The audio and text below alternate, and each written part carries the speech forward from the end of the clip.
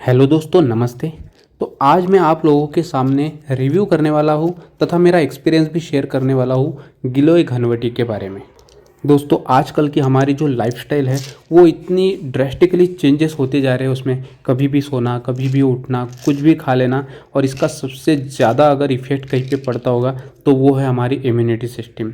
ऊपर से एलोपैथी की जो दवाई है उनका सेवन हमेशा करते रहना, और न जाने किन किन चीज़ों के हम लोग संपर्क में आ जाते हैं, तो उससे हमारे इम्यूनिटी सिस्टम तो आजकल काम ज़्यादा करते ही नहीं है। सिटी चेंज हो गई, हमारी तबीयत बिगड़ जाती है। एनवायरनमेंट में थोड़ा सा चेंजेस आ गए, हमारी तबीयत बिगड़ जाती है।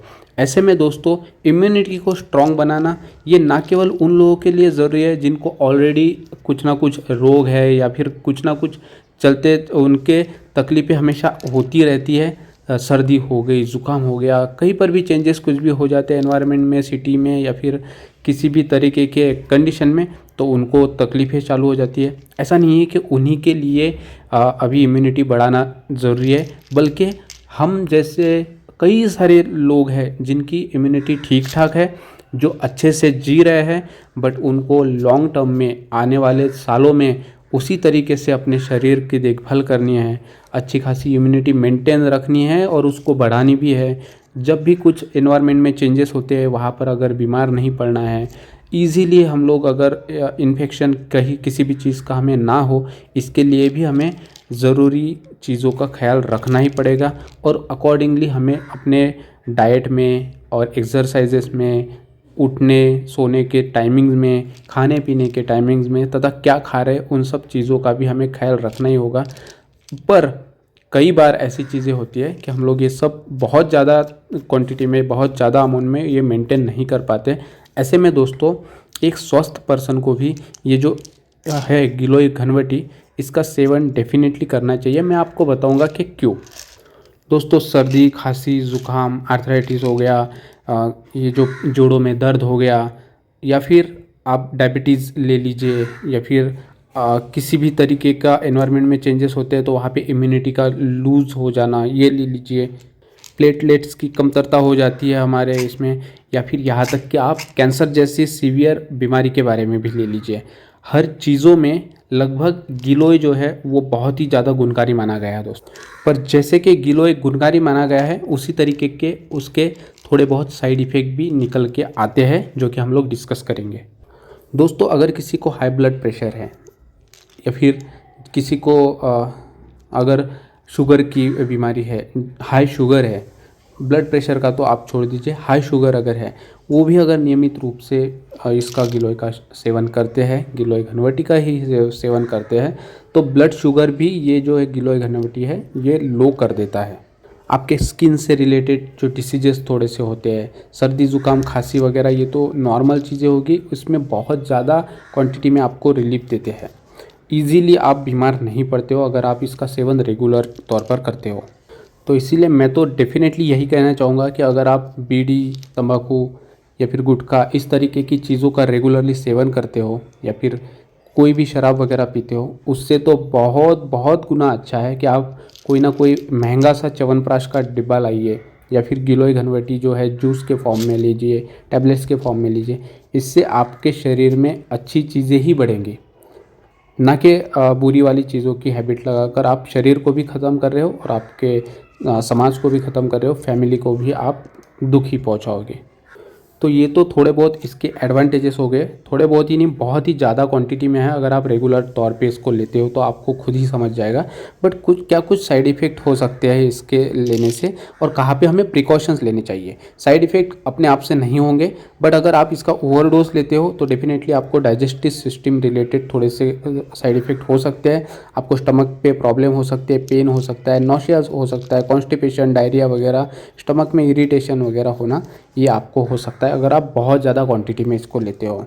ब्लड शुगर का लेवल को ये कम करता है, मैंने आपको बताई है। अगर के कोई शुगर का पेशेंट है तो इस अगर हाई शुगर है तो आपको डेफिनेटली इसका सेवन करना चाहिए, क्योंकि ये शुगर लेवल को लो करता है।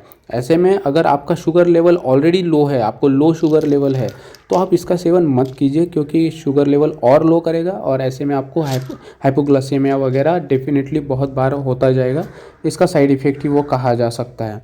और आपका जो इम्यूनिटी सिस्टम है दोस्तों, उसको ये स्ट्रांग बनाता है। ये तो इसका एडवांटेज हो गया। बट कई लोग होते हैं जिनको ऑटो इम्यून डिसीजेस होते हैं, तो जब ये आप लेना शुरू करते हो तो इम्यूनिटी सिस्टम को ये सडनली बहुत ही ज़्यादा हाई अलर्ट पे लेके जाता है, स्ट्रॉन्ग लेवल पे लेके जाता है। और ऐसे में जिनको ऑटो इम्यून डिसीजेस होते हैं, ओके, आर्थराइटिस हो गया, लूपस हो गया, क्रॉन्स हो गया, हाँ, ऐसे डिसीजेस में दोस्तों उन पेशेंट्स में बहुत ही ज़्यादा साइड इफ़ेक्ट के तरीके से भी ये काम करता है। तो अगर आपको पहले से ही आर्थराइटिस वगैरह ऑटो इम्यून डिसीजेस है, आप अपने डॉक्टर से कंसल्ट कीजिए। वैसे केस में इसका डायरेक्ट सेवन मत कीजिए। आर्थराइटिस नहीं है तो आप लेंगे तो अच्छा रहेगा, क्योंकि आपको आगे चल के उन सब चीज़ों की समस्याएं पहले से नहीं होंगी आपको। बट अगर आपको ऑलरेडी आर्थराइटिस है, आपको ऑटो इम्यून डिसीजेस है, ल्यूपस है, ओके, तब आप इसका सेवन करोगे तो ये आपकी जो डाइजेस्टिव सिस्टम है उसके ऊपर इफ़ेक्ट करेगा, इम्यून सिस्टम को बढ़ाएगा, जो कि आपके लिए वहाँ पे सही नहीं लगेगा। कुछ केसेस में दोस्तों ये भी पाया गया है कि एलर्जिक रिएक्शन कुछ लोगों को होता है। कुछ ऐसे लोग होते हैं जिनको कोई भी टैबलेट्स वगैरह लेते हैं तो एलर्जी होती है, तो ऐसे केस में डायरेक्टली इसको मत लीजिए। जब कोरोना का टाइम था तब भी इसका उपयोग बहुत ज़्यादा क्वांटिटी में किया जाता था। ऐसे में दोस्तों कुछ तो वहाँ पे रिसर्च भी हुआ था फॉरेन में, और उन्होंने कहा था कि लीवर के ऊपर ये लीवर इंजरी करता है, या फिर लीवर के ऊपर साइड इफ़ेक्ट ये डालता है, किडनी वगैरह के भी ऊपर इसका साइड इफ़ेक्ट होता है। बट उसके ऊपर भी जस्टिफिकेशन आई थिंक पतंजलि के तरफ से दिया गया था, सेम जर्नल में कुछ तो दिया गया था उसका, और छप के भी आया था वो, और उसको आप डीपली सर्च कर सकते हो। बट मुझे नहीं लगता कि इसके कोई भी साइड इफ़ेक्ट वैसे है। हाँ, अगर आप एक प्रेग्नेंट लेडी है, अगर आप ब्रेस्ट फीडिंग मदर है, बच्चे को दूध पिला रहे हैं, अभी अभी बच्चा हुआ है जो कि 2 साल से भी अंदर है, तो मत दीजिए। छोटा बच्चा है 5 साल के अंदर का, उसको भी मत दीजिए। ट्राई कीजिए कि जो बच्चा 10 साल से ऊपर जा रहा है उसी को दीजिए।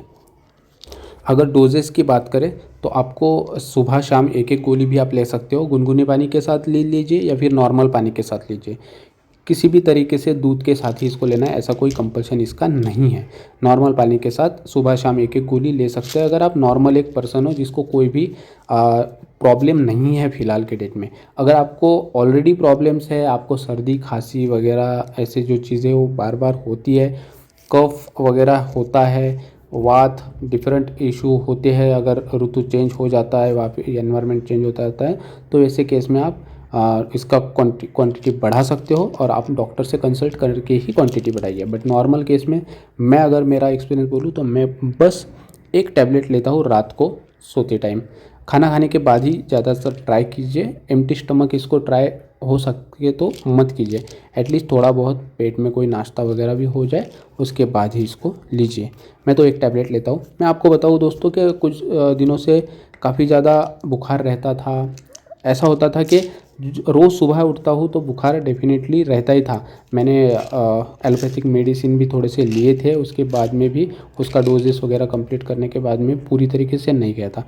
उसके बाद में मैंने सोचा कि बस एलोपैथिक की टैबलेट्स और ज़्यादा नहीं लूँगा, तो उसके बाद मैंने इसके टैबलेट्स रोज़ एक एक गोली खाना शुरू कर दिया, और ऑल ऑफ अ सडन कुछ ही दिनों में मुझे अच्छी तरीके से रिलीफ इससे मिल गया। और ये मैं पहले से ही इस टैबलेट का सेवन करता हूँ। बस बीच में मैं क्या करता हूँ, हर 2-3 महीने के बाद में थोड़ा बहुत बंद कर देता हूँ। मैं कंटिन्यू बेसिस पे पूरा साल इसको नहीं लेता हूँ। तो यही मेरा फंडा है किसी भी तरीके की आयुर्वेदिक औषधि को लेने का। कंटिन्यू बेसिस पे कुछ भी नहीं लेता हूँ, बस 2-3 महीने के बाद एटलीस्ट 15 डेज़ 1 मंथ का गैप उसमें लेता ही हूँ। आप डेफिनेटली अपने घर पे इसका सेवन कर सकते हो, और किसी भी केस में आपको ऑलरेडी एग्जिस्टिंग कोई बहुत ज़्यादा डिसीजेस है तो डॉक्टर के परामर्श के साथ ही इसका सेवन कीजिए। थैंक यू सो मच दोस्तों। फिट रहिए, हेल्दी रहिए, और एक्सरसाइज करना मत भूलिए। किसी भी औषधि के ऊपर डिपेंड रहने से पहले हमें अपनी एक्सरसाइज और रूटीन मेंटेन करना बहुत ज़रूरी होता है, तभी औषधियाँ भी आपको दुगना जो है आराम देती है। अगर आप खाली औषधियों के ऊपर डिपेंड रहोगे तो वो सही नहीं रहेगा। धन्यवाद दोस्तों।